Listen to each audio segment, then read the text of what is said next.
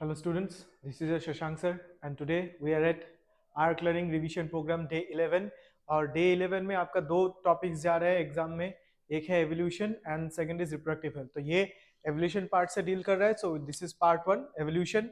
Now evolution थोड़ा boring chapter है, tricky भी है क्योंकि इससे क्वेश्चन डायरेक्टली एवोल्यूशन से भी आता है एंड जेनेटिक्स से भी रिलेटेड क्वेश्चन आता है, राइट। सो मान के चलिए this I am hoping that around 4 to 5 questions would be there. The focus areas would be the Hardy-Weinberg principle and the brief evolution of time, including evolution of man. ठीक है, so हम लोग का policy एक ही है, we'll try to summarize this within an hour.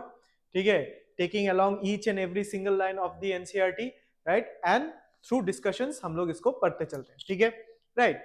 Now when you come to evolution, right? तो पहला जो है, right? What do you understand by evolution? Certain terms are there, ठीक है, right? When you talk about evolution, right? So the changes in the flora and fauna. What is evolution? The changes in the flora and fauna over millions of years. Millions of years से जो change हो रहा है हमारे planet के flora and fauna में, उसको हम लोग क्या बोलते हैं? Evolution. That is evolution. It is the changes in flora and fauna over millions of years that can be termed as evolution. ठीक है, तो evolutionary biology एक दूसरा term है. What is evolutionary biology? Evolutionary biology is the study of life history of organisms. The study of life history of organisms, right? Is evolutionary biology. Study of life history of organisms is evolutionary biology. So दो statement based question बनता है यहाँ पे directly कि the changes in the flora and fauna over millions of years can be termed as evolution, whereas the study of life history of organisms, the study of life history of organisms is called as what? It is called as evolutionary biology. ठीक है, right? So according to Darwin evolution क्या था? It was descent with modification. ठीक है, and unit of evolution क्या था? Population, whereas raw material for evolution according to Darwin क्या था? वेरिएशन। थ्री इंपॉर्टेंट टर्म्स जो आपको पूरे चैप्टर्स में दिखते रहेंगे कि according to Darwin what was evolution? It was descent with modification, it was descent with modification, whereas unit of evolution क्या है? Population, right, and the raw material required for evolution क्या है? वेरिएशन। क्लियर है? So do the changes in flora and fauna over millions of years, it can be termed as evolution.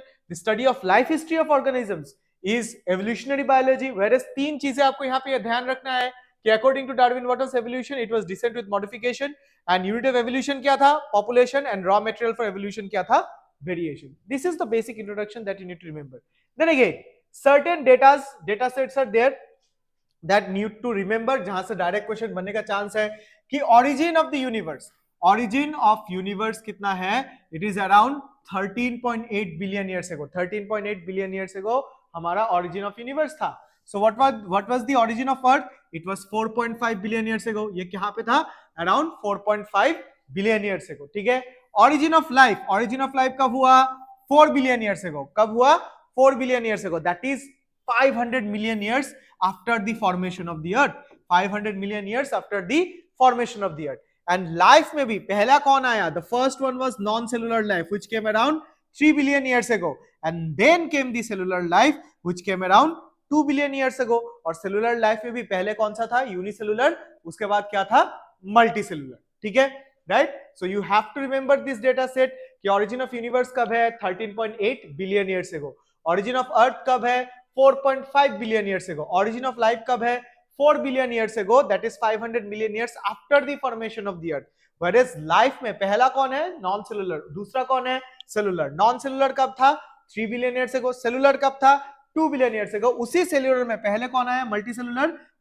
पहले कौन आया? Unicellular, उसके बाद कौन आए? Multi cellular. क्लियर है? So you have to remember this set. Okay, now there are various theories कि हमारा यूनिवर्स कैसे ऑरिजिन हुआ। Just to quick recap various theories जो हमारा यूनिवर्स कैसे गया।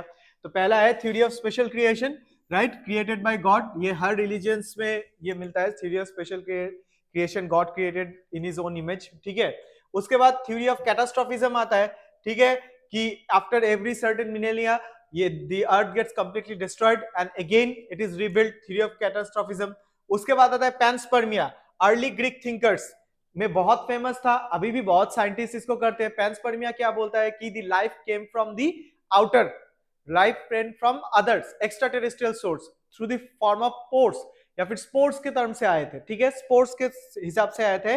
दिस वाज पैंस्पर्मिया या फिर एक्स्ट्रा टेरेस्ट्रियल थ्योरी जो बोलते हैं। अर्ली ग्रीक थिंकर्स में बहुत फेमस था, अभी भी बहुत साइंटिस्ट इसको सपोर्ट करते हैं, ठीक है। उसके बाद क्या था, theory of spontaneous generation, theory of spontaneous generation या फिर theory of abiogenesis, non living thing से लिविंग का आना, थ्योरी ऑफ ए बायोजेनेसिस। इसके मेन प्रोपोनेंट कौन थे, Aristotle, and he was supported by von Helmont. फिर क्या आया, theory of biogenesis, theory of biogenesis, ठीक है। थ्योरी ऑफ बायोजेनेसिस में क्या बोल रहा था कि लाइफ कम्स फ्रॉम लाइफ, ठीक है, life come from life, correct है। और इनमें तीन साइंटिस्ट का आपको नाम याद रखना है, mainly the most important one is Louis Pasteur, the swan neck experiment. Louis Pasteur का जो स्वान नेक एक्सपेरिमेंट था, right, swan neck experiment was the most important one to disapprove the theory of spontaneous generation. समझ में आ रहा है कि नहीं आ रहा है, राइट। सो उसके बाद फ्रांसिस्को रेड्डी, प्लाजेनी, इनके भी एग्जांपल्स बहुत इंपॉर्टेंट है, right. omnis vivum ex vivo, omnis vivum ex vivo, life comes from pre-existing life। समझ में आ रहा है कि नहीं आ रहा है, करेक्ट है। So these are the certain theories, these are the certain theories of origin that tries to explain the origin, right, special creation, catastrophism, panspermia, right, theory of spontaneous generation, right, theory of biogenesis, ठीक है। तो ये सब theories में थे, all these are theories, right. Now what happened कि there was some another scientist, right, Operin of Russia and Haldane of England, ठीक है।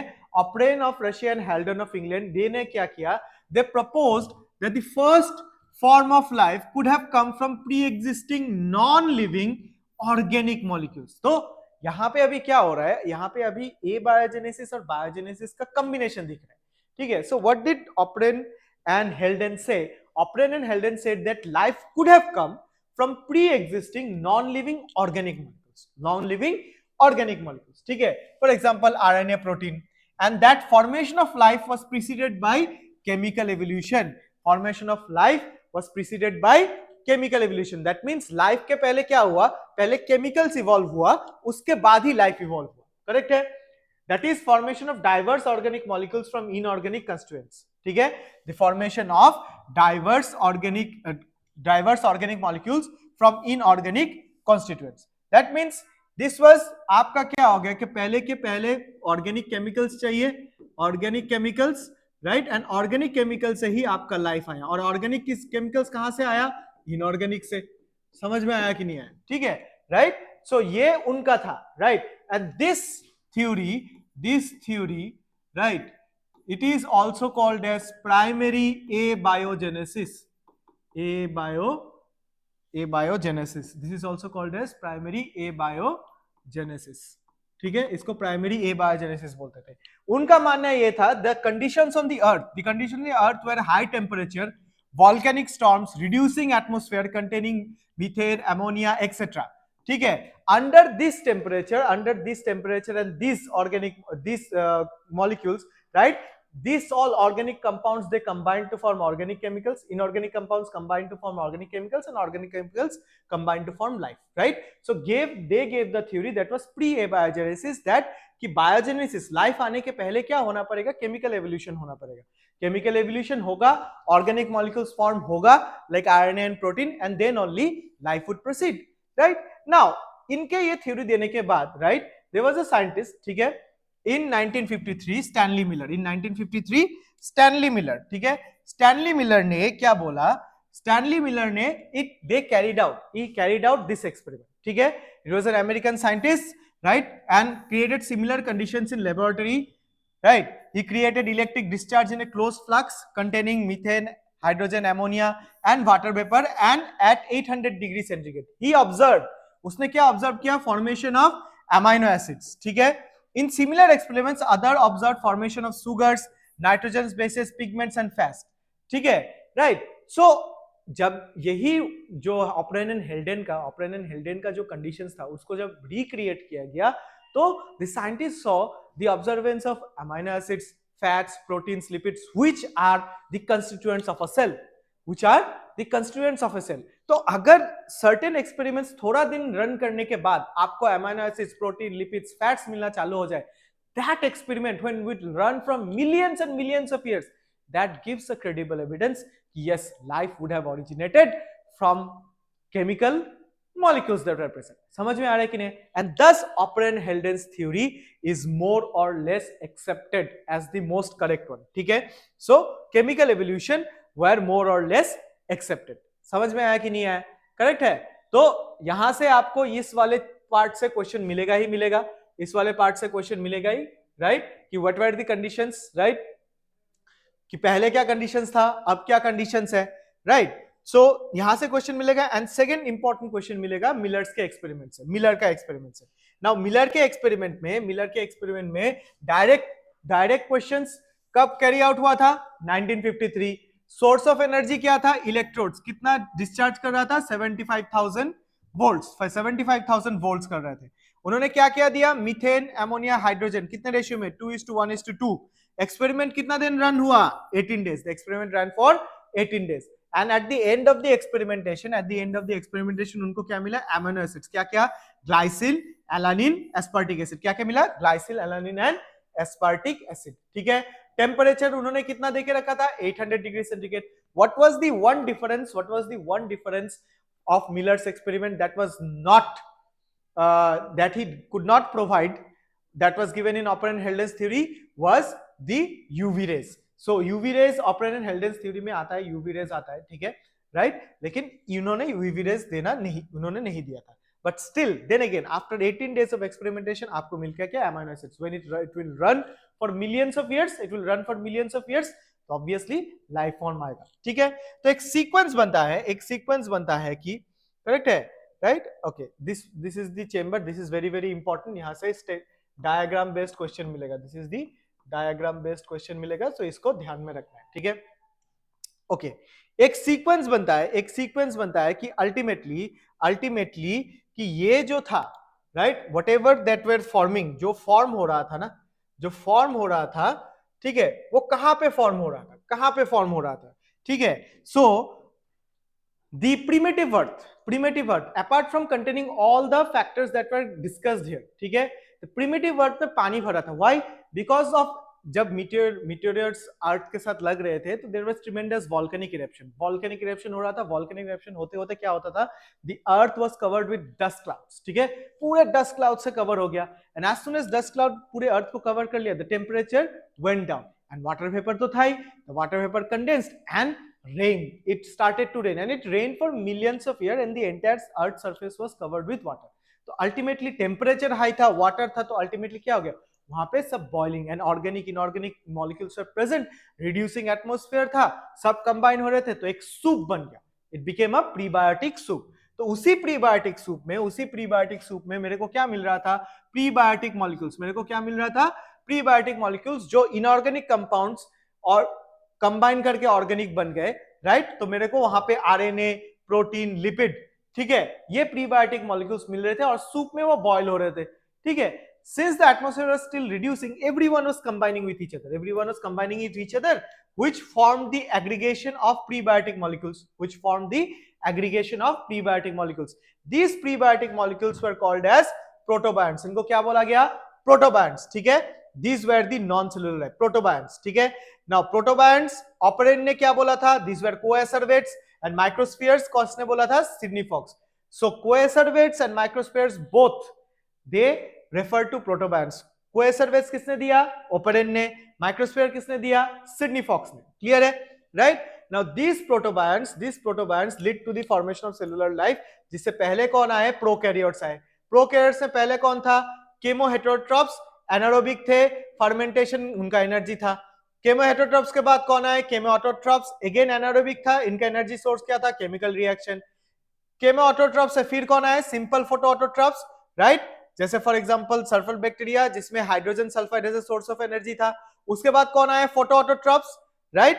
फोटोऑटोट्रॉप्स में उन्होंने हाइड्रोजन के लिए किसको सोर्स लगाया? वाटर को. And as soon as the water break down, right, hydrogen तो उन्होंने कैप्चर कर लिया और oxygen became available to the atmosphere. And as photoautotrophs came, oxygen became available in the atmosphere. The atmosphere became what? Oxidizing. Atmosphere क्या बन गया? Oxidizing बन गया. समझ में आया कि नहीं आया? So the sequence कि प्रीबायोटिक सूप में पहले क्या बना था? Prebiotic molecules, RNA, protein, lipids, which again combined to form protobionts. Protobionts में Operon के हिसाब से वो कौन थे? coacervates. सिडनी फॉक्स के हिसाब से कौन थे? Microspheres. This protobionts then became give life to prokaryotes, जिसमें पहले कौन आया था? केमोहेटेरोट्रॉप्स, उसके बाद केमोऑटोट्रॉप्स, उसके बाद सिंपल फोटोऑटोट्रॉप्स, उसके बाद फोटोऑटोट्रॉप्स। जब फोटोऑटोट्रॉप्स आया, उन्होंने सोर्स ऑफ एनर्जी क्या यूटिलाइज किया? हाइड्रोजन। किसके through? Water. And as the water break down, oxygen was starting to release, और ऑक्सीजन जितना रिलीज होता गया, एटमॉस्फेयर क्या बन गया? Oxidising. And atmosphere became oxidising, we went through a drastic change and the next phases of evolution it set in. समझ में आया? क्लियर है? Right? So this was the initial phase, that was the initial phase for what was happening. ठीक है, now उसके बाद क्या आता है ना कि coming to millions of down the line. ठीक है, नाउ द क्वेश्चन इज, तो हमने तो बोल दिया कि ये थ्योरी है, वो थ्योरी है, how would you give proof कि यस एवोल्यूशन एक्चुअली हुआ था, या फिर हम जैसे हैं वैसे ही पहले से थे, है कि नहीं है? So now you wanted to collect some proofs in support of evolution. ठीक है, so in support of evolution हम लोग certain proofs पढ़ते हैं। ठीक है, paleontology से, राइट, एम्ब्रायोलॉजी से, बायोकेमिस्ट्री से, समझ में आया, एनाटॉमी से, मॉर्फोलॉजी एंड एनाटॉमी से, करेक्ट है? So the evidences of evolution, first evidences हम लोग क्या बोलते हैं? पेलियोंटोलॉजी से। ठीक है, पेलियोंटोलॉजी क्या है? It is the study of fossils. Fossils क्या है? These are hard remains of organisms which died millions of years ago. ठीक है, मिलियंस ऑफ ईयर्स अगो। और फॉसिल्स पढ़ने के लिए द मोस्ट सुटेबल रॉक कौन सा है? Sedimentary rock. ठीक है, सो एविडेंसेस ऑफ पेलियोंटोलॉजी, एविडेंसेस ऑफ पेलियोंटोलॉजी जब हम पढ़ते हैं, it is the study of fossils. Fossils क्या है? This is the hard remains of organisms that died millions of years ago. What is the rock that you are using to study paleontology? This is the sedimentary rock. समझ में आया कि नहीं आया? ठीक है, so paleontological evidences, why it is important, I am telling you. Fossils study करते हैं, fossils are the remains or impression of past organism preserved in rocks. Usually क्या है? Sedimentary. Study of fossils क्या है? Paleontology, right? So what is the significance? Paleontology का significance क्या है? Significance यही था कि they showed that life forms varied over time and certain forms restricted to certain geological time spans. ठीक है, कि lives from time to time vary होते गए, life forms time to time vary होते गए, and certain life forms were certainly present on certain geographical time frame, but next geographical time frame में नहीं थे। तो क्या हुआ उनका? ठीक है, तो study of palaeontology it allows the reconstruction of evolutionary lineages. Reconstruction की क्या हुआ होगा उनका, या फिर क्या वो वैसे ही मर गए, या फिर उनमें कुछ दूसरे चीज बन गए। ठीक है, so it allows the reconstruction of evolutionary lineages. ठीक है, बेसिकली सबसे इंपॉर्टेंट यहां पे अगर हम लोग देखें कि मिसिंग लिंक्स, आर्कियोप्टेरिक्स। ठीक है, आर्कियोप्टेरिक्स किसके बीच में था? Reptiles and birds. Because of presence of Archaeopteryx मेरे को मालूम चला कि बर्ड्स किधर से आए? रेप्टाइल से आए। समझ में आया कि नहीं? So ultimately it is a palaeontological evidence कि यस एवोल्यूशन ऑकर हुआ था। किधर से? रेप्टाइल से टू बर्ड्स। ठीक है, so fossils organism showing characteristics of two different groups. समझ में आया कि नहीं आया? करेक्ट है, राइट? अभी फॉसिल डेटिंग के लिए फॉसिल कितना पुराना है, we can use the relative dating method जहां पे position of the rock strata देखते हैं, या फिर एब्सोल्यूट डेटिंग मेथड जहां पे रेडियोमेट्रिक डेटिंग करते हैं, कार्बन 14 डेटिंग। ठीक है, तो याद रखिएगा, right? So fossils are remains और impressions of past organisms preserved in rocks. Usually कौन सा है? सेडिमेंटरी। स्टडी ऑफ फॉसिल्स का सिग्निफिकेंस क्या है? shows that life forms varied over time and certain life forms are restricted to certain geological time frame. इससे होता क्या है? We can create a geological time span जहां पे मैं evolutionary lineages को connect कर सकता हूं। Most important example of this fossil evidence, Archaeopteryx. It was a missing link जिसने किसको connect किया? Reptiles and birds. How can you date the fossil? Relative dating, उसका position rock strata में कितना, जितना वो नीचे का rock होगा उतना ही पुराना rock है। सो रिलेटिव डेटिंग उससे हो गया। एब्सोल्यूट डेटिंग के लिए मेरे को क्या चाहिए? Radiometric dating. ठीक है, so this is the evidence from palaeontology. Next evidence आता है, very very important, this is the evidence from comparative anatomy and morphology. This is very very important. यहाँ का पूरा एग्जांपल्स याद रखना है, और इधर से एक क्वेश्चन आएगा ही आएगा, गारंटीड है। ठीक है, right? So evidences of comparative anatomy and morphology में क्या आता है? Homologous organs and analogous organs. Now homologous organs and analogous organs क्या बताता है? करेक्ट है, होमोलोगस ऑर्गन ये बनाता है कि एनाटॉमिकल ओरिजिन क्या है? सेम है, but the function is different, the function is different. समझ में आया कि नहीं आया? ठीक है, कि ओरिजिन आपका सेम है, ओरिजिन आपका सेम है, बट आप क्या है, अब फंक्शन आपका क्या हो जाता है, डिफरेंट है, फंक्शनली क्या हो गया, डिफरेंट है। ठीक है, तो अगर ओरिजिन सेम है बट आपका फंक्शन आप डिफरेंट कर रहे हो, तो what it shows, it shows what, divergent evolution. ये क्या शो करता है, डाइवर्जेंट एवोल्यूशन। ये डाइवर्ज हो गया, ये एक था, डाउन द लाइन क्या हो गया, ये सब क्या हो गए, अलग हो गए। So this is what, this is showing divergent evolution with a common ancestry, ancestor common है और ये क्या हो गया, डाइवर्ज हो गया। So this is divergent evolution. ठीक है, it shows common ancestry. So homologous organ क्या है, anatomical origin same, function is different, it shows divergent evolution and it shows common ancestry. क्या शो करता है, common ancestry. What are the examples, examples बहुत बहुत important, इसको याद रखना। Four limbs of whales, bats, चीतास and humans, they show, these are homologous organ, divergent evolution, common ancestry. Thorns of bougainvillea, thorns of bougainvillea and tendrils of cucurbita. ठीक है, again homologous organ, divergent evolution, common ancestry. Vertebrate hearts and brains, vertebrate hearts and brains are also example of homologous organs. ठीक, इसका उल्टा क्या है, इसका क्या है, analogous organ. Anatomical origin is different but function is same. Anatomical origin is different, ये अलग है, ये अलग है, लेकिन due to certain circumstances both of them have common character, both of them have a common character. ठीक है, so the anatomical origin is different but the function is same and it shows what, it shows convergent evolution, it shows convergent evolution, converge हो गया। ठीक है, right, इसका origin अलग, इसका origin अलग, but both due to certain factors एक ही साथ में काम कर रहा है कि नहीं है। so this is convergent evolution, correct। so analogous organ क्या दिखाता है, convergent evolution। example क्या है, wings of butterflies, wings of birds, एक स्केल से बनता है, एक स्केल से बनता है, एक फेदर से बनता है, करेक्ट है। Eyes of the octopus and mammals, flippers of penguins and dolphins, sweet potato which is a root modification and potato which is a stem modification, दोनों ही क्या करता है, खाना स्टोर करता है, राइट। काम एक ही है लेकिन आपका एनाटॉमी अगेन इज डिफरेंट। समझ में आया। So analogous organs and homologous organs which is the evidences from comparative anatomy and morphology, very very very important है, इसको आप ध्यान में रखिएगा, करेक्ट है। Okay, now vestigial organs, vestigial organs भी आपको क्या दिखाता है ना, vestigial organs also show evolution या फिर कॉमन एंसेस्ट्री दिखाता है। जैसे appendix, appendix in me, appendix in mammals, appendix हमारे में क्या है, ये क्या है, वेस्टिजियल ऑर्गन है, is no function but functional appendix is present in hmm, functional appendix is present in herbivores, right. उसमें वो क्या करता है, सेलुलोज को डाइजेस्ट करने का पर्टिकुलर एंजाइम्स रहते हैं, बैक्टीरिया रहते हैं जो सेलुलोज डाइजेस्टिंग में हेल्प रहते हैं, करेक्ट है। तो presence of an organ which is not working in me, right, but the same organ is present in another related species जिसमें वो फंक्शन कर रहा है, करेक्ट है। इसका मीनिंग क्या है, हम लोग एक ही एंसेस्टर से आए थे which went divided into different parts, ठीक है। So evolutionary, so vestigial organs are also an examples of evolution, nictitating membrane, wisdom teeth, ठीक है, राइट, ये सब appendix, this are all vestigial organs which show evolution, clear है। Next क्या आता है, एविडेंसेस फ्रॉम एम्ब्रायोलॉजी, ठीक है, evidences from embryology. Now embryological support for evolution was also proposed by hmm, very important, Ernst Haeckel. Ernst Haeckel, Ernst Haeckel क्या बोला कि based upon the observation of certain features during embryonic stage which were common to all vertebrates, right, that are absent in adult, that are absent in adult.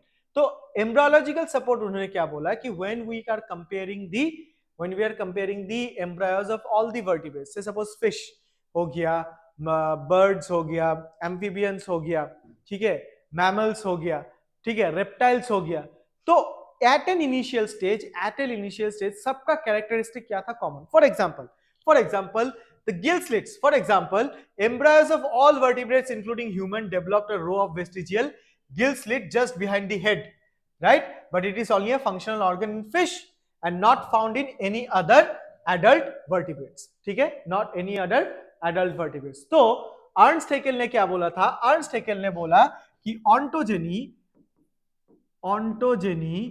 recapitulates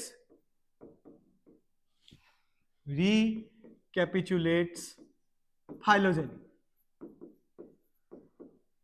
that means the embryonic development of vertebrates, right, resembles the adult forms of all the other related vertebrates. समझ में आया कि नहीं आया, right? और ये किसके ऊपर बेस्ड था? Based on some early observation in the embryos.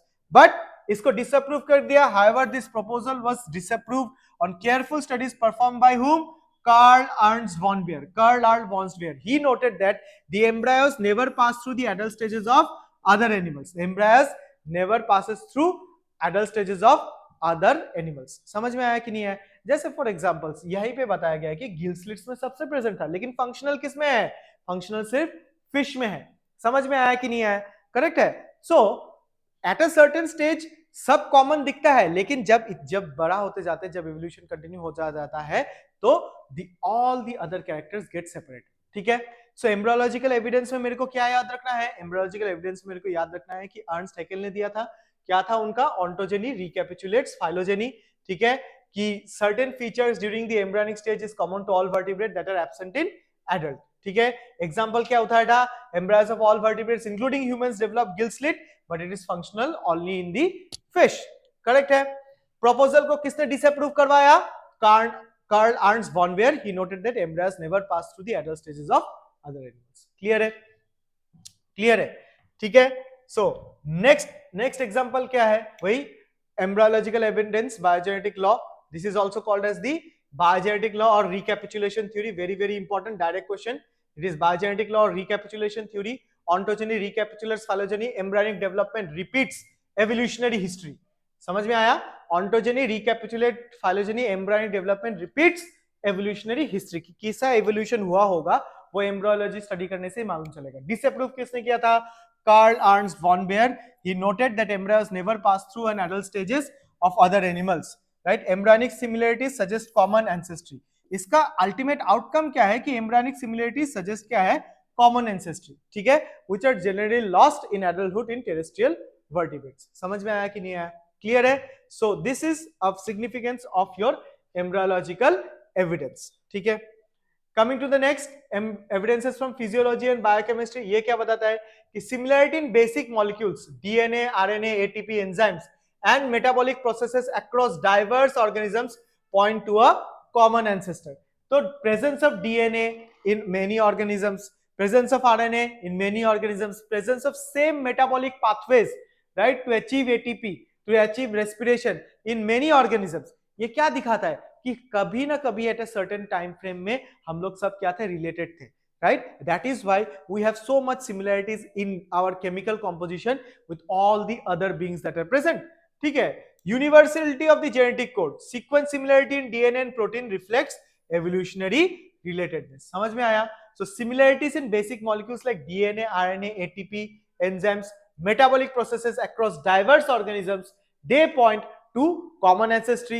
Universality of the genetic codes, sequence similarity in DNA and proteins reflects evolutionary relatedness. समझ में आया? क्लियर है? तो ये था evidences from physiology and biochemistry. Next क्या आएगा? Very very important, biogeographical evidence. Next क्या आता है? Biogeographical evidence. ठीक है. राइट. This is biogeography. क्या है? This is biogeography. क्या है? This is the study of geographical distribution of plants and animals. This is the study of geographical distribution of plants and animals. Different species evolving in isolated geographical areas indicate common ancestry followed by adaptation to local conditions. समझ में आया? कि different species evolving in isolated geographical areas indicate a common ancestry and followed by local adaptation. इसमें सबसे important वाला क्या है? adaptive radiation. इसमें सबसे इंपॉर्टेंट वाला क्या है? adaptive radiation. adaptive radiation क्या है? It is the process of evolution of different species in a given geographical area starting from a point and literally radiating to other areas of the geography. एक single point से different areas of that particular geography में spread हो जाना. This is adaptive radiation. This is called as adaptive radiation. Examples: Darwin's finches in Galapagos islands, beak shape adapted to different food source, right? Australian marsupials evolved into diverse forms from a common ancestor, right? And इसमें ultimately convergent evolution भी आ जाता है. Placental mammals in other continents show convergence with the Australian marsupials. ठीक है. तो इसको थोड़ा details में समझने के लिए मेरे को डार्विन का थोड़ा देखना पड़ेगा कि Darwin in 1831 Charles Darwin set sail on his ship HMS Beagle for a 5-year expedition. During that he came across a group of island which was called as Galapagos Island. 22 numbers island था उसमें. And he observed small black bird which was later famously called as Darwin finches. 14 numbers. अभी इसमें खासियत क्या था, right? Everyone looked same, ठीक है? Morphologically they were similar except for क्या, beak shape, right? And ये beak shape, जितना different beak shape था, the beak shape was referring to different fooding habits या फिर feeding habits of the bird. So the shape of the beak corresponded to the feeding habit of the bird. Now what did Darwin say? Darwin क्या बोला कि all this bird arose from a single ancestor, ठीक है? Same ancestral seed eating population. All these birds arose from a same ancestral seed eating population which radiated outwards to different parts of the islands and adapted to the conditions present there. कहने का मतलब था कि ये जो birds थे ये original ancestral population एक ही था. This was the ancestral population which was what, which was seed eating, but due to various factors, due to various competition, right, ये क्या हो गए, they all radiated out to different parts of the island. They all radiated out to different parts of the island. ये simple ancestor था जो seed eating था, but due to various conditions all of them radiated out to different parts of the island and thus became adapted. वहीं पे adapted हो गए, giving right to new species, speciation हो गया. समझ में आया कि नहीं है? This is adaptive radiation which ultimately gave rise to 14 different species of bird, right? So this was adaptive radiation. यही क्या था? This was your adaptive radiation. समझ में आया? करेक्ट है, right? So a single adaptive radiation ultimately shows क्या दिखाता है? Divergent evolution. डायरेक्ट क्वेश्चन है कि ये ancestral population था but they were radiating outwards forming different species. So ultimately एक ancestor था, इससे different areas में move हो गया, तो ये क्या दिखाता है? A single adaptive radiation shows divergent evolution. A single adaptive radiation shows divergent evolution. But now if I say कि ये जो adaptive radiation है, two or more adaptive radiation occurring in a same isolated geographical area, यहाँ पे भी adaptive radiation हो रहा है, यहाँ पे भी adaptive radiation हो रहा है, is not some characters moving towards together, ठीक है? तो ये क्या बन जाएगा? Convergent evolution. क्या बन जाएगा? Convergent evolution, right? So when two or more adaptive radiations occurs in a single isolated, when two or more adaptive radiations occurring in a single isolated geographical area, they shows convergent evolution. ये भी adaptive radiation दिखा रहा है, ये भी adaptive radiation दिखा रहा है, but certain characters are common, certain characters become common and thus shows what? Convergent evolution. समझ में आया कि नहीं है? तो adaptive radiation जब single होगा क्या दिखाएगा? Divergent evolution. When two or more adaptive radiations are occurring in a same geographical area, वो क्या दिखाएगा? Convergent evolution. एडेप्टिव रेडिएशन का सिंगल जो डाइवर्जेंट एवोल्यूशन है वो उसका एग्जांपल क्या है? Darwin finches. Whereas convergent evolution का जो एडेप्टिव रेडिएशन में जो कन्वर्जेंट एवोल्यूशन दिखाता है, that is an example of Australian marsupials as well as the placental mammals. ठीक है, तो ये ऑस्ट्रेलियन मार्सुपियल्स है, ठीक है, जो सिंगल आइसोलेटेड एरिया में थे, and they got what? They all radiated outwards. ठीक है, now since they occurred in isolated area, ये जो specific organisms है, these specific organisms are specific for the Australian continent. ठीक है, तो ये ऑस्ट्रेलिया के लिए ही स्पेसिफिक है. समझ में आया कि नहीं है? लेकिन due to a simultaneous adaptive radiation occurring in placental mammals, certain characters got converged. तो उन्होंने क्या दिखा दिया? Convergent evolution भी दिखा दिया. So for each Australian mammal, right, for each Australian marsupials you had a placental mammal. जैसे Australian marsupial mole में क्या है? मोल. नम्बैट क्या है? एंटीटर. मार्सुपियल माउस है. स्पॉटेड कॉकस, ये क्वेश्चन आता है, स्पॉटेड कॉकस अल्टीमेटली प्लेसेंटा में कौन है? लेमुर. फ्लाइंग फेलेंजर का कौन है? फ्लाइंग स्क्यूडल. टास्मेनियन टाइगर कैट का कौन है? बॉबकैट. एंड टास्मेनियन वुल्फ का कौन है? वुल्फ. समझ में आया कि नहीं है? करेक्ट है. But these are all marsupials, whereas these are all placental mammals. लेकिन certain characters got converged. So it's a very good example of convergent evolution. This is a very good example of convergent evolution. Clear है? ठीक है, तो these were all the evidences for what? Evidences for evolution, starting with paleontological evidences, right. उसके बाद क्या आएगा, morphology and anatomy, very very important है, right. उसके बाद vestigial organ, thereafter what you get, evidences from embryology, correct है। उसके बाद evidences for physiology and biochemistry and biogeographical evidences, ठीक है। So these were all the evidences for evolution. यहां से स्टेटमेंट बेस्ड क्वेश्चन आएगा एज वेल एज आपका क्या आएगा, एग्जाम्पल्स, राइट। और यहाँ पे सबसे इंपॉर्टेंट वाला कौन है, कंपैरेटिव एनाटॉमी एंड मॉर्फोलॉजी वाला, ठीक है। उसके बाद आता है हमारा biological evolution. And biological evolution में हमको दो थ्योरीज देखना है, एक लैमार्क का थ्योरी है और एक डार्विन का थ्योरी है। नाउ लैमार्क का थ्योरी क्या है, it was inheritance of acquired characters. ये क्या था, inheritance of acquired characters, inheritance of acquired characters या फिर use and disuse of organs, ठीक है, राइट। तो इसमें क्या पोस्टुलेट थे, सर्टेन पोस्टुलेट्स क्या थे कि organisms have an internal vital force, organisms have an internal vital force which help them to increase in size. That was the first. Now formation of new organs is related to the necessity by the organism. New organ तभी आएगा जब एक organism का उसका जरूरत है, that means if an organism needs to fly, उसका feather तभी, उसका wings तभी develop होगा, उसके पहले नहीं होगा. Now development of the organ is directly proportional to its use. जितना ऑर्गन को यूज करोगे उतना ही ऑर्गन क्या होता जाएगा, डेवलप्ड. और जब ऑर्गन डेवलप्ड हो जाएगा, the developed organ is inherited by offspring, the developed organ is inherited by offspring या फिर inheritance of acquired characters, inheritance of acquired characters. कहने का मतलब है अगर एक ऑर्गेनिज्म को उड़ने का मन है, right, it needs to fly, तो उसके पास क्या रहेगा, internal vital force. Internal vital force will cause the appearance of the wings because it is its necessity, ठीक है. तो इट इंक्रीज इन साइज करेगा एंड विंग्स का डेवलपमेंट इसीलिए, विंग्स का फॉर्मेशन इसलिए होगा क्योंकि ऑर्गेनिज्म का उसका जरूरत था. तो एक बार विंग्स का फॉर्मेशन हो गया, विंग को डेवलप करने का, डेवलप कैसे होगा, जितना बार वो विंग्स यूज होगा उतना ही डेवलप होगा.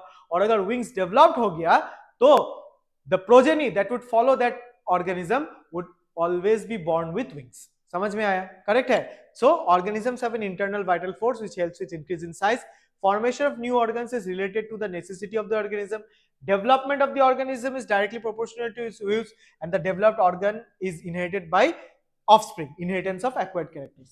लेकिन यहाँ पे कुछ प्रॉब्लम्स आ गए, कि इंटरनल वाइटल फोर्स, ठीक है, इंटरनल वाइटल फोर्स यूज करके हमको जो चाहिए हम वैसे उसको डेवलप नहीं कर सकते, ठीक है. और डेवलप हो भी गया, राइट, तो चेंजेस अगर वो प्रॉपर नहीं है तो वो कभी भी नहीं आएगा. In simple terms, अगर आप according to Lamarck, if you are going to gym and if you have six pack abs, right, अगर आपने six packs ab बना लिया, आपका बच्चा जो the kid that will be born, right, will automatically have six packs ab. तो ये उसका just एक summary है. बट इनको disapprove किसने किया था, इनको disapprove किया था वाइजमैन ने, right. Lamarck's theory was disapproved by the work of Weizmann. He gave the germplasm theory, ठीक है, राइट. उन्होंने माउस लिया था, 21 जनरेशन तक उन्होंने माउस का टेल काटा, लेकिन ऑन द 22nd जनरेशन भी माउस का टेल आ गया, ठीक है. सो लैमार्क के थ्योरी को डिसअप्रूव करने वाला वाइजमैन, ही गेव जर्मप्लाज्म. उन्होंने क्या बोला कि चेंजेस इन द सोमैटोप्लाज्म, उनके हिसाब से हमारा बॉडी में दो प्लाज्म्स थे, एक सोमैटोप्लाज्म था, एक जर्मप्लाज्म था. Changes in the somatoplasm is not inherited, changes in the somatoplasm is not inherited, whereas if the changes is occurring in germplasm, it is inherited. Changes is occurring in germplasm, it is inherited. Clear है. So ये था in short Lamarck का theory. Next क्या आता है, next आता है हमारा डार्विन का, very very important, ठीक है. Darwin, Charles Darwin, evolution through natural selection, evolution through natural selection अपने बुक में in 1859, right, origin of species, ठीक है, origin of species, right. Question कहां से आता है, चार्ल्स डार्विन किससे इन्फ्लुएंस हुए थे, चार्ल्स डार्विन से इन्फ्लुएंस हुए थे T R. Malthus, principles of population. उन्होंने कैसे लिखा था, principles of population. Charles Darwin was influenced by T R. Malthus and also to a great extent to Alfred Wallace. Alfred Wallace वो भी एक नेचुरलिस्ट थे, ठीक है. चार्ल्स डार्विन बेसिकली अपने स्टडी गैलापागोस आइलैंड के ऊपर ने बेस किया था. उन्होंने अल्फ्रेड वालेस मलय आर्चिपेलागो पे अपना काम किया था, ठीक है. Now what were the postulates for this natural selection. Postulates क्या था, पहला क्या था, हायर रेट ऑफ रिप्रोडक्शन, ठीक है. Organisms have a higher rate of reproduction which ultimately leads to higher population growth, but the population remains constant, because of limited resources, there is higher rate of reproduction higher population growth है, but the population remains constant because of limited resources. Population high है, limited resources है, तो ultimately क्या होगा, competition, which is the struggle for existence. Struggle for existence होगा competition. Now this competition can be intraspecific between the same species and interspecific between different species. ठीक है, so the competition would be intraspecific between same species and interspecific between different species. और इस competition में कौन help करेगा, variation. कौन help करेगा, variation. ठीक है, variation can be adaptive which are useful and variation can be non-adaptive which are harmful. तो जिसके पास मैक्सिमम एडेप्टिव वेरिएशन होगा, जिसके पास मैक्सिमम एडेप्टिव या फिर यूजफुल वेरिएशन होगा, नेचर उसको ही सिलेक्ट करेगा, natural selection. Individual organism with the most number of useful variations are selected by nature, right. और अगर तुमको नेचर ने सिलेक्ट कर लिया, you are what, you are the fittest among the all, so it ends with survival of the fittest. Fitness is the end result to get selected by nature. समझ में आया कि नहीं है, करेक्ट है. So higher rate of reproduction, population is high, but the population remains constant because limited resources are there. Since the population is high, limited resources are there, so there would be what, there would be competition, struggle for existence. कैसा, interspecific between the same species, interspecific between different species. और इस competition में कौन help करेगा, variation. Variation can be adaptive, variation can be non adaptive. Adaptive होगा तो useful होगा, non adaptive होगा तो हार्मफुल होगा. तो जिस ऑर्गेनिज्म और इंडिविजुअल के पास मैक्सिमम एडेप्टिव या फिर यूजफुल वेरिएशन है, उसी को कौन सिलेक्ट करेगा, नेचर. और तुम एक बार नेचर से सिलेक्ट हो गए, that means you are the fittest among the all, you survive. So this is the survival of the fittest. समझ में आया कि नहीं है, करेक्ट है. So this was the evolution through natural selection. ठीक है, this was the evolution through natural selection. ठीक है. Now डार्विन के इस प्रोपोजिशन में दो की कॉन्सेप्ट था. There were two key concepts. ठीक है, एक तो था branching descent. Now what was branching descent? Suppose this was the ancestor, ये था ancestor. अभी इस ancestor से दो पॉपुलेशन निकल के आए. अभी इस दो पॉपुलेशन में जिसके पास एडेप्टिव वेरिएशंस था, that would continue to reproduce, जिसके पास नॉन एडेप्टिव था, दैट वुड स्टॉप. अभी इस पॉपुलेशन से दो पॉपुलेशन और निकल के आए, सपोज पॉपुलेशन 1 एंड पॉपुलेशन 2. ठीक है, अभी इसमें जिसके पास नॉन एडेप्टिव था वो रुक जाएगा, जिसके पास एडेप्टिव है वो पॉपुलेशन क्या होगा, वो पॉपुलेशन बढ़ जाएगा. समझ में आया कि नहीं आया, करेक्ट है. तो अल्टीमेटली ये एंसेस्टर से सपोज P3 P4 तक जब चला आया, एक ब्रांच फॉर्म कर रहा है. दिस इज अ ब्रांच जहां पे एक रुक गया, एक चला आया. दिस इज अ ब्रांच जहां पे एक रुक गया, एक चला आया, राइट. सो अल्टीमेटली एंसेस्टर से जितना आप नीचे की तरफ जा रहे हो, ये क्या डिसेंड कर रहा है, ब्रांच करके डिसेंड कर रहा है. ठीक है, so descent with modification. So branching descent क्या बताता था कि पैटर्न ऑफ एवोल्यूशन की एवोल्यूशन कैसे चलेगा. सो ब्रांचिंग डिसेंट का डायरेक्ट मीनिंग क्या है, branching descent shows pattern of evolution. It shows what, pattern of evolution. Whereas जो नेचुरल सिलेक्शन था, नेचुरल सिलेक्शन क्या था, it was the driving force for evolution. Natural selection क्या था, it was the driving force for evolution. So branching descent and natural selection, branching descent shows your pattern of evolution, whereas ये pattern of evolution को कौन drive करेगा, natural selection. Natural selection was driving force for evolution. So according to Darwin evolution के लिए importance क्या था, variation. Evolution के लिए इंपॉर्टेंट क्या था, वेरिएशन. क्योंकि जिस ऑर्गेनिज्म के पास मैक्सिमम यूजफुल वेरिएशन था, वही क्या हो गया, वही नेचर ने उसको सिलेक्ट किया. That was the survival of the fittest. समझ में आया, करेक्ट है. तो अकॉर्डिंग टू डार्विन वेरिएशन क्या था, ये स्मॉल वेरिएशंस होते हैं, छोटे छोटे, बट कंटिन्यूअसली आते हैं. ठीक है, and they are adaptive. So according to Darwin what were variations were small, variations were continuous, and variations were adaptive. Variations were small, variations were continuous, and variations were adaptive. समझ में आया. And according to Darwin evolution क्या था, evolution was a slow and gradual process. According to Darwin evolution क्या था, evolution was slow and gradual process. Clear है. तो इस वाले पैनल को आप थोड़ा ध्यान से पढ़िएगा, क्योंकि इस वाले पैनल से ही आपका क्वेश्चन बनता है यहाँ पे. ठीक है, लास्ट में बायोलॉजिकल एवोल्यूशन में हम लोग क्या पढ़ते हैं, बायोलॉजिकल एवोल्यूशन में हम लोग पढ़ते हैं म्यूटेशन थ्योरी. म्यूटेशन थ्योरी क्या था, म्यूटेशन थ्योरी ह्यूगो डी व्राइस का था. एंड ह्यूगो डी व्राइस किसके ऊपर काम किए थे, Hugo de Vries, right, he worked on evening primrose. Oenothera lamarckiana, ठीक है. सो इवनिंग प्राइस रोज, ठीक है. he believed evolution occurred due to sudden large discontinuous variations called mutations. उसके लिए इंपॉर्टेंट क्या था? Mutation. according to him evolution occurred due to mutation, and according to him mutation was the raw material for evolution. तो उसके लिए mutation क्या था? Sudden था, लार्ज था, डिसकंटिन्यूअस था. सडन था, लार्ज था, डिसकंटिन्यूअस था, ठीक है. which he called as saltation, ठीक है. स्मॉल स्टेप बिग म्यूटेशन, ठीक है. right. So considered mutations not small Darwin variations as the raw material for evolution, ठीक है, ठीक है. Accordingly mutations are indeed the ultimate source of variation, but natural selection usually acts on smaller variations over longer periods, ठीक है. smaller variations through longer periods. So ये modern synthetic theory का part है, ठीक है. तो यहाँ पे म्यूटेशन थ्योरी में क्या याद रखना है? म्यूटेशन थ्योरी में ये याद रखना है कि it was proposed by Hugo de Vries and was based on his work on evening primrose. उसने क्या बोला कि रॉ मटेरियल फॉर एवोल्यूशन क्या था? म्यूटेशन. म्यूटेशन क्या था?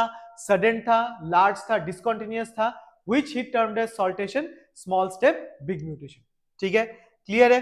सो ये इसका this was your biological evolution. Now सारे जो हम लोगों ने थ्योरी पढ़ा, सारा जो बायोलॉजिकल एवोल्यूशन पढ़ा, right from Lamarck, Darwin, Hugo de Vries का mutation, some theories supported evolution, some theories का कोई मीनिंग नहीं बनता था, ठीक है. तो सब थ्योरीज में प्रोज एंड कॉन्स थे. तो सबको कभी कभी अपडेट भी किया गया, न्यू लैमार्किज्म, न्यू डार्विनिज्म करके भी आया, ठीक है. Then came the group of scientist. उन्होंने क्या किया कि जितना भी थ्योरीज था सबका जो एक्सप्लेन करने लगे एवोल्यूशन को, उन पार्ट को कलेक्ट किया, एक सिंथेसाइज करके एक नया थ्योरी दिया that tried to explain the evolution, which was termed as modern synthetic theory, ठीक है. now modern synthetic theory, ठीक है, इसका मेन प्रोपोजिशन क्या है? it combines Darwinian selection with modern genetics के साथ ये कंबाइन करता है, ठीक है. Population genetics is the key. Ultimately modern synthetic theory में पॉपुलेशन जेनेटिक्स को इंटरकनेक्टेड किया गया, ठीक है. So modern synthetic theory it combines Darwinian selection with modern genetics, where population genetics is the main key. Now according to modern synthetic theory, many factors are responsible for evolution, not one. Many factors are involved in evolution, not once, and the factors include gene flow, gene migration, genetic drift, mutation, genetic recombination followed by natural selection. So what are the factors that are responsible for evolution? क्या क्या factors responsible for evolution है? Gene flow, gene migration, genetic drift, mutation, genetic recombination and natural selection. तो quickly सबको एक एक बार देख लेते हैं कि जीन फ्लो, जीन माइग्रेशन क्या बताता है? It is the movement of alleles between populations through migration of individuals और गैमेट्स, ठीक है. So this is the movement of alleles between population by migration of individuals और gametes and can introduce new alleles और change in the existing allelic frequency and can introduce new alleles और changes in the existing allelic frequency. कहने का मतलब है कि if there is a population A and if there is a population B और इनके बीच में कंटिन्यूअस माइग्रेशन हो रहा है, it is a continuous migration for multiple times. अगर कंटिन्यूअस माइग्रेशन हो रहा है for multiple times, certain alleles would get fixed in population B and certain alleles from population B would fixed in population A. तो ultimately ए से अगर B में गया और बी से अगर ए में आया, इट विल व्हाट, ये चेंज कर देगा फ्रीक्वेंसी को. तो चेंज इन फ्रीक्वेंसी क्या है? एवोल्यूशन. समझ में आया कि नहीं है? करेक्ट है. So it is the movement of alleles between populations through migration of individuals और gametes. Movement of alleles between population through migration of individuals और gametes and can introduce new alleles और change in the existing frequencies. लेकिन formation of new species के लिए सबसे important इसमें factor क्या है? Migration should be multiple time. Single time migration करके नहीं होगा, मल्टीपल टाइम टू एंड फ्रो अगर माइग्रेशन होता है तभी आप जीन फ्रीक्वेंसी को चेंज कर पाओगे. समझ में आया कि नहीं आया? क्लियर है? तो ये वाला आपका क्या हो गया था? Gene flow, gene migration. Next क्या आएगा? Genetic drift. Very very important. Genetic drift क्या है? इट इज रैंडम चेंजेस, एकदम रैंडम चेंज है इन एलिलिक फ्रीक्वेंसी, ठीक है. And it is specially significant in small populations, significant in small population. So पहला ही क्वेश्चन जो आपको पूछेगा कि genetic drift is applicable on what kind of population, small population. Genetic drift is applicable on what kind of population, it is applicable only on small population. ये small population में है, ठीक है। And due to chance events, random है, chance events, कुछ भी plan नहीं है। Gene flow, gene migration plan हो सकता है, लेकिन जेनेटिक ड्रिफ्ट प्लान नहीं है। Now, genetic drift is based on understand by two effects, एक है फाउंडर इफेक्ट और दूसरा क्या है, बॉटलनेक इफेक्ट। फाउंडर इफेक्ट में क्या होता है, a small group which are founders break off from a large population to establish a new one, ठीक है। a small group which are founders break off from a large population to form a new one. The new population's gene pool may have different allele frequencies than the source population purely by chance, purely by chance. समझ में आया कि migration जब इसने किया, एक small group of population from a larger group से वो टूट के अलग जगह पे एक नया जीन पूल एस्टेब्लिश कर लिया, right. Now that gene pool may have different allylic frequencies, obviously that gene pool may have different allylic frequencies, but वो क्या हो गया, बाय चांस अलग हो गया, है कि नहीं है, करेक्ट है। So this is founder effect. Bottleneck effect क्या है, this is a drastic reduction in population size due to natural disaster, disease etcetera, ठीक है, which leads to a random subset of survivors। Strong genes जो रहते हैं वो natural disasters या फिर नेचुरल डिजीजेस को सर्वाइव कर जाते हैं, whose allelic frequencies may be different from the original population, whose allelic frequencies may be different from the original population। So bottleneck effect is a drastic reduction in population size due to natural disaster and diseases, right, जिसमें एक random survivors चले आते हैं। Basically natural disaster disease होगा तो जो strong है वही सर्वाइव कर जाते हैं। So these allelic frequencies are different from the original population, which might give rise to a new species। समझ में आया। So this is genetic drift। genetic drift का डायरेक्ट क्वेश्चन आपको जानना है कि ये रैंडम चेंजेस है इन एलिलिक फ्रीक्वेंसी, कहां पे एप्लीकेबल है, small population due to chance events. इसमें फाउंडर इफेक्ट आपको याद रखना है, small group breaks from a large population to establish a new one।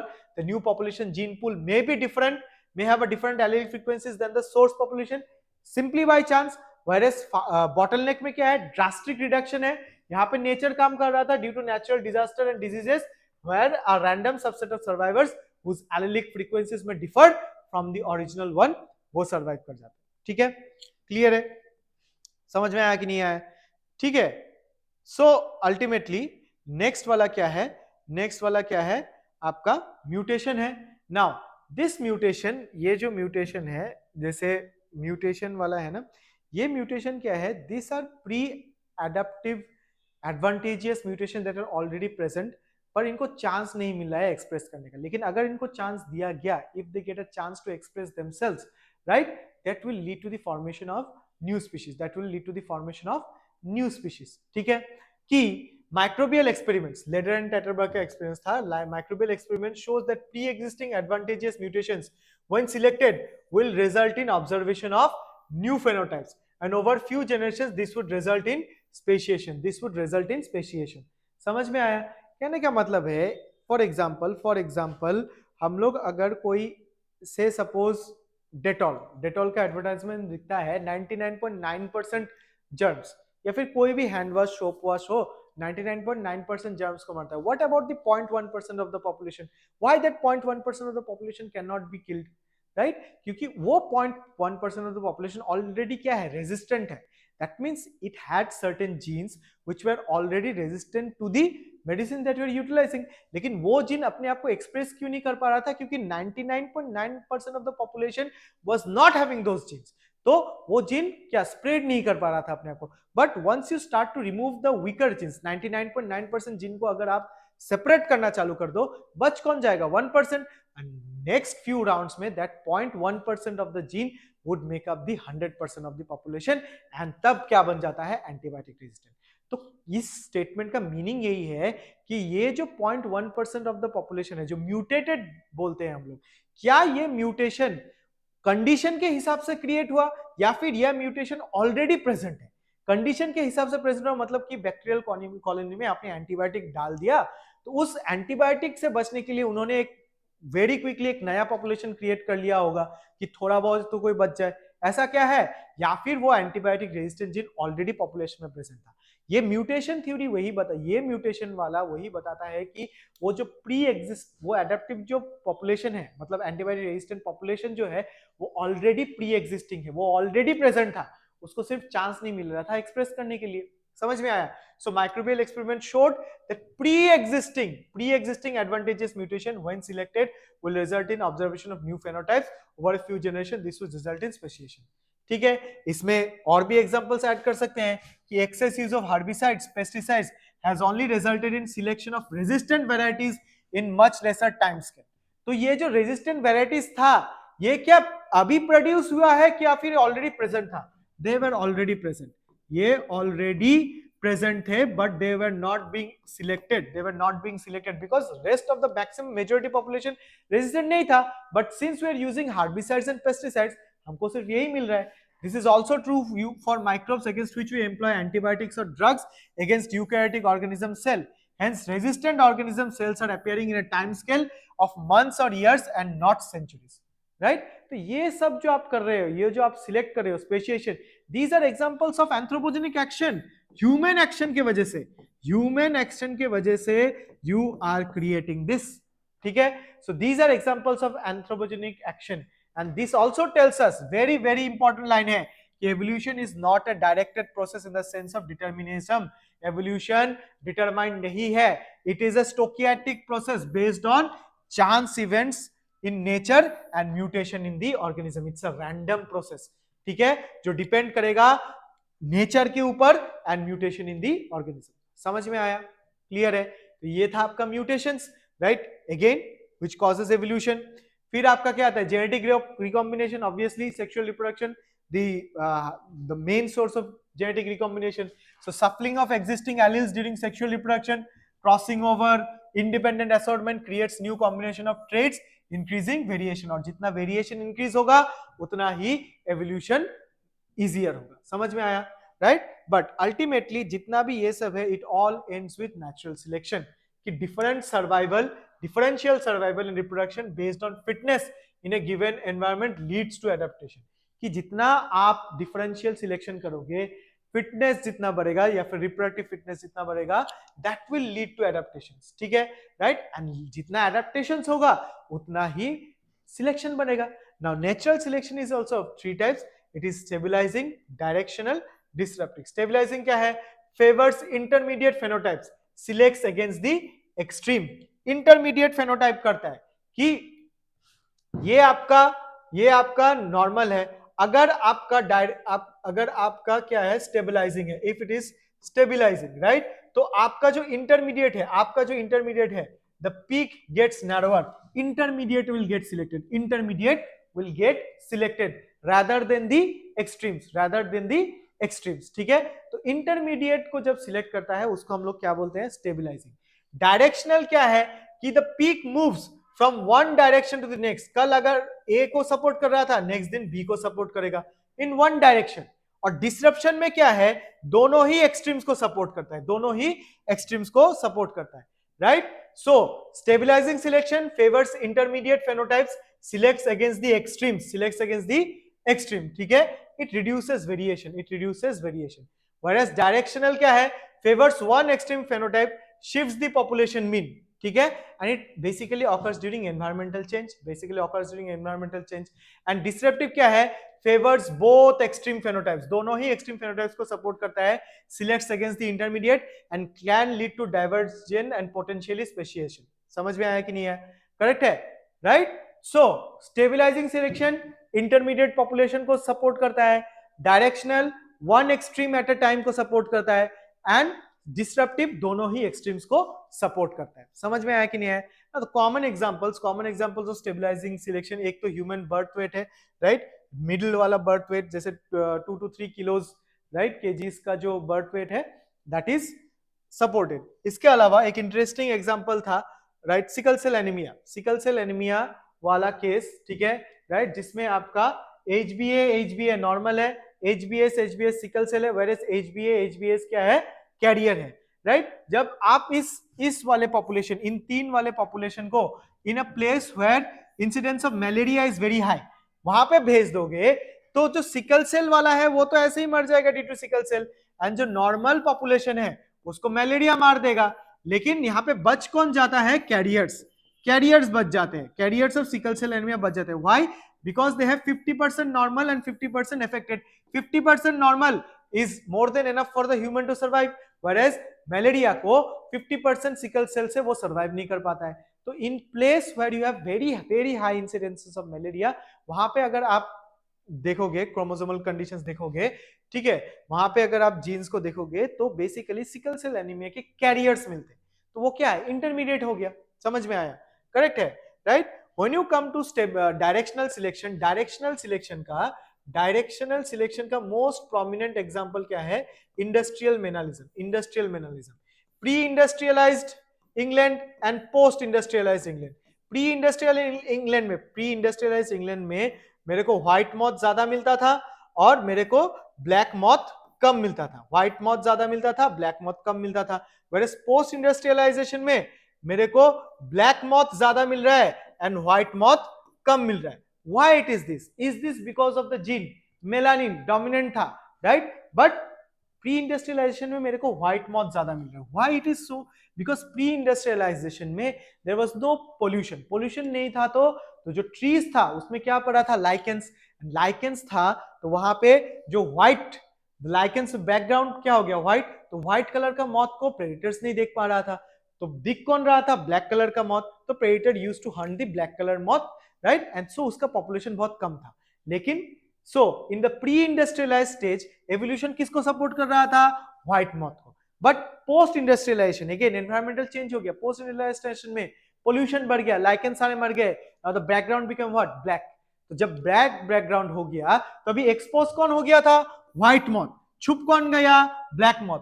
तो प्रेडेटर किसको टारगेट कर रहा है? व्हाइट मॉथ को। तो व्हाइट मॉथ का पॉपुलेशन क्या हो गया? रिड्यूस हो गया, व्हेयरएज ब्लैक मॉथ का पॉपुलेशन क्या हो गया? हाई हो गया। तो पोस्ट इंडस्ट्रियलाइजेशन में नेचर ने किसको सपोर्ट किया? Black moth. तो अल्टीमेटली एक डायरेक्शन में जा रहा है ना, that direction is determined by whom? The direction is determined by the environmental change. Pre industrialization में व्हाइट मॉथ का पॉपुलेशन सपोर्टेड था, पोस्ट इंडस्ट्रियलाइजेशन में मेरा ब्लैक मॉथ का पॉपुलेशन सपोर्टेड है। So this is directional. And ultimately जब दो extreme को आप सपोर्ट करते हो, इसको कहां पे दिखता है? म्यूटेशन। ये म्यूटेशन दिखता है, mutation. And basically mutation in case of animals, जो एनिमल किंगडम में वो रेयर है, लेकिन म्यूटेशन मेरे को प्लांट किंगडम में बहुत दिखता है। समझ में आया कि नहीं आया? So two of the extremes are supported, correct है? So these three are the examples, these three are the examples of stabilizing selection, directional selection and disruptive selection. ठीक है? So all of this 5 factors indicate क्या?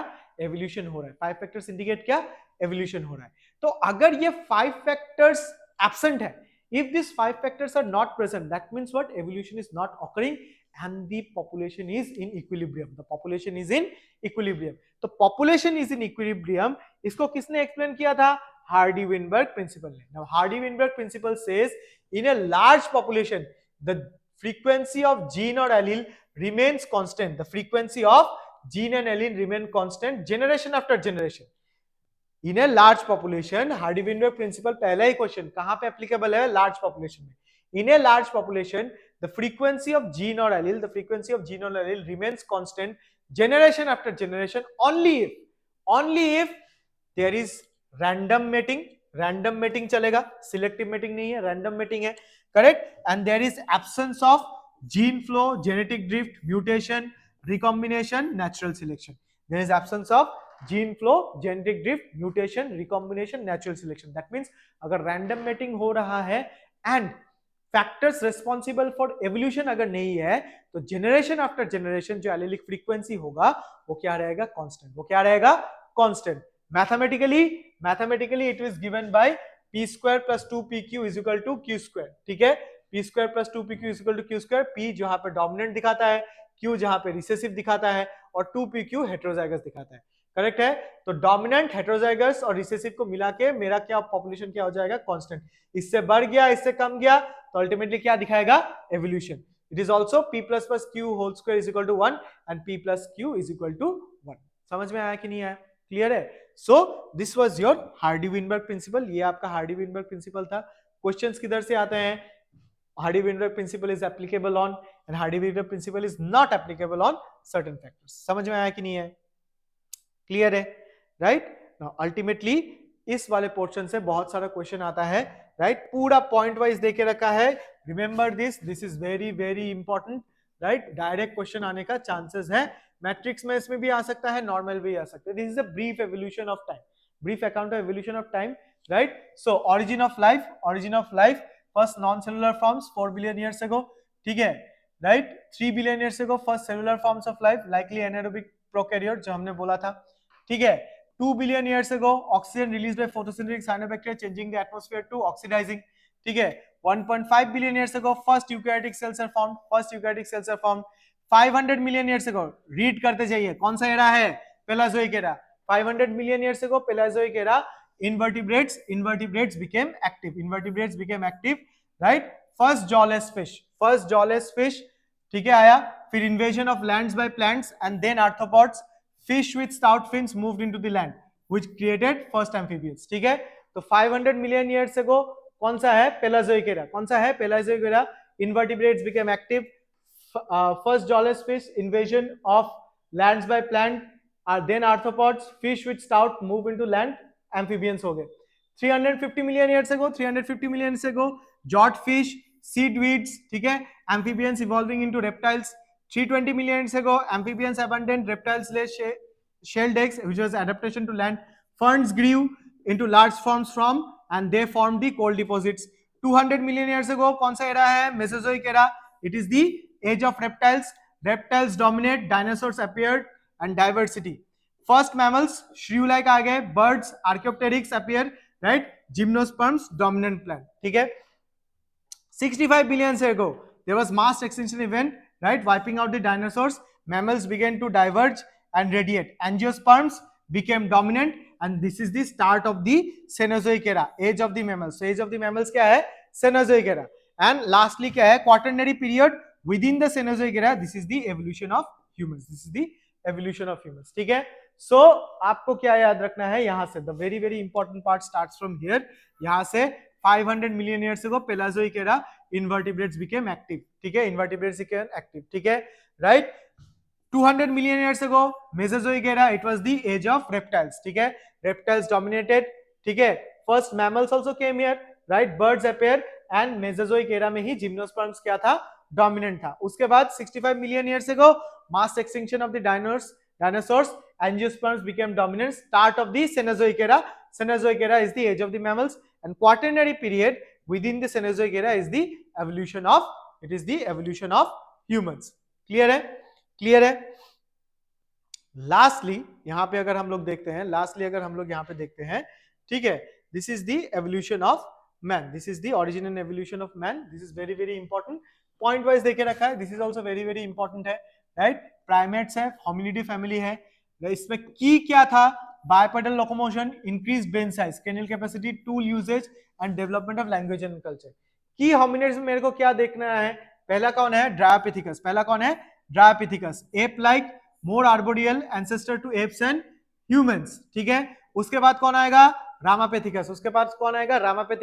It is more man-like, walked erect. Fossils include teeth, jaw fragments. ठीक है, right? उसके बाद क्या आएगा? Australopithecus, 4 to 2 million years ago, Africa. Walked upright, bipedal locomotion. ठीक है. Small brain size था, 400 to 500 cc. Ape-like face था, hunted with stone weapons, but essentially fruit eaters. ठीक है, right? So यहाँ पे A africanus, A afriensis, Lucy था, considered connected link between apes and humans. उसके बाद क्या आया? Homo habilis, handyman था, 2.5 to 1.5 million years ago, Africa में first definite hominid tool maker, stone tools, large brain size, 650 to 800 cc, did not eat meat. उसके बाद कौन आया? Homo erectus, it is the upright man, 1.8 million years to 1 lakh years ago, Africa, Asia, Europe में था, large brain, 900 cc to 1100 cc third, used more sophisticated tools, discovered fire. This is very important. Discovered fire and probably ate meat. Java man, Peking man, Heidelberg man. ठीक है. And आपका होमो neanderthalensis, ठीक है, Homo neanderthalensis, Neanderthal man, 1 lakh to 40,000 years ago, Europe, Asia में. The brain size 1400 cc, slightly larger than modern humans. Stocky build था, prominent brow ridges था, used hide for clothing, buried their dead. ठीक है, coexisted with early Homo sapiens. Not considered direct ancestor of modern man, ठीक है, right. उसके बाद कौन आता है, होमोसेपियंस, होमोसेपियंस, ठीक है, rose in Africa 75,000 to 1 lakh years ago, spread across continent, जिसमें होमोसेपियंस फॉसिलिस, क्रो-मैग्नॉन मैन भी थे। Early Homo sapiens brain capacity was the largest 1600 cc, ठीक है। डेवलप्ड आर्ट, क्रेप पेंटिंग्स मिलता था 18,000 years ago, and then we have the modern man, homo sapiens sapiens, started agriculture 10,000 years ago, settlements further developed language, art, culture, brain size was 1350 to 1400 cc, clear है, correct है। So ये वाला आपका क्या था, evolution of man, this was evolution of man, and this is very very very important. ये दो part जो है, दीज 3 पार्ट्स, ठीक है, brief account of evolution, the timeline and the evolution of man, this is very very important, clear है, ठीक है। तो यहां तक आपका एक brief summary point of evolution था, ठीक है। पूरा एनसीईआरटी का लाइन इंक्लूडेड है, आपका ये पढ़ लो, मैक्सिमम क्वेश्चंस आपका सॉल्व हो जाएगा without any doubt, and I can guarantee कि अगर ये वाला आपने लेक्चर 2-3 बार देख लिया, ठीक है, तो आपका एवोल्यूशन चैप्टर आपको करने का जरूरत भी नहीं है, क्लियर है। ईच एंड एवरी पॉइंट जहां से क्वेश्चन आने का प्रोबेबिलिटी था, एवरीथिंग इज इंक्लूडेड, ठीक है। तो मिलते हैं नेक्स्ट पार्ट में we will deal with reproductive health. Thank you so much.